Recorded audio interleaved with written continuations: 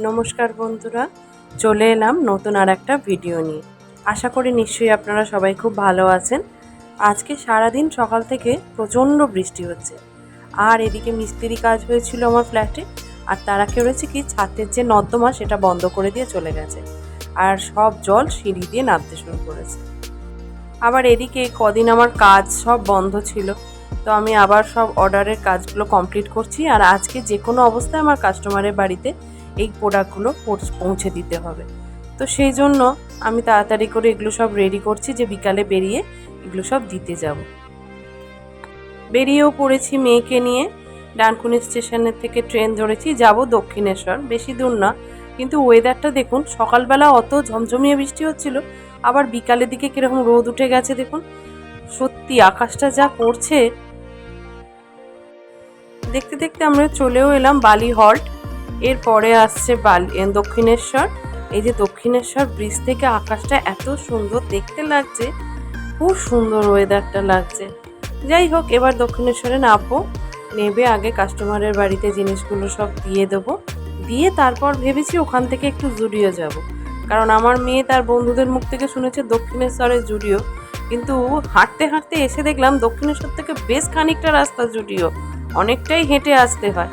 তো ও বলেছিল আমারও কাজ ছিল, এমনি সময় তো আসা হয় না, তো সেই জন্য চলে এলাম।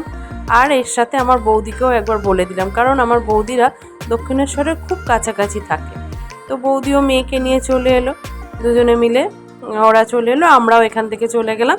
দিয়ে আমরা চারজনে কিছুক্ষণ জুডিওর মধ্যে ছিলাম। জুডিও থেকে কিছু কেনাকাটা করেছি অল্প, কিন্তু জামা কাপড় কীরকম কী থাকে না পাওয়া যায় সেগুলোও সব একটু দেখলাম। কিছু জামা কাপড় পছন্দ হয়েছে, কিন্তু এখন কিনবো না। আসলে জুডিও সম্বন্ধে অনেক দিন ধরেই শুনেছিলাম, আর যেহেতু আমার মেয়ে তার বন্ধুদের মুখ থেকে শুনেছিল আর বন্ধুরা এসেছিল, তো সেই সঙ্গে আমাকে বলল যে মা একটু নিয়ে যাবে চলো। তো যেহেতু দক্ষিণেশ্বর বলেছিল সেহেতু এসেছিলাম, কিন্তু ও বাবা দক্ষিণেশ্বর থেকে বেশ খানিকটা।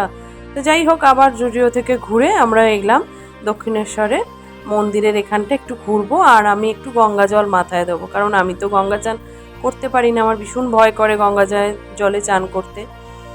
তো যেহেতু আমি গঙ্গার জলে ডুব দিয়ে চান করতে পারি না, আমার সেজ পিসি বলেছে যে গঙ্গায় পা দুটো ডুবিয়ে আর দু হাত দিয়ে মা গঙ্গার জল মাথায় ছেটালেই শুদ্ধি, কারণ আমার খুব শ্বাসকষ্ট হয়, আমার ফোবিয়া আছে গঙ্গার জলে, তো সেই জন্য আমি এইভাবেই করে নিলাম।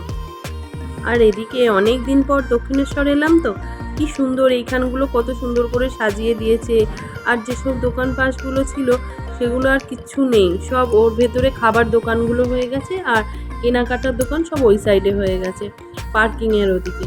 আর আজকে ওয়েদারটা এত সুন্দর যে মানে দেখেই খুব ভালো লাগছে। আর গঙ্গার ধারে একটুখানি বসেছিলাম, তারপর একটু চা খেয়ে তারপর আমরা ওখান থেকে বেরোলাম। আর বাড়ি যাওয়ার আগে একটু স্কাই ওয়ার্কের মাথায় উঠে একটু ছবি তুলে নিয়েছিলাম আমরা সবাই, দিয়ে এরপর বাড়ি যাব।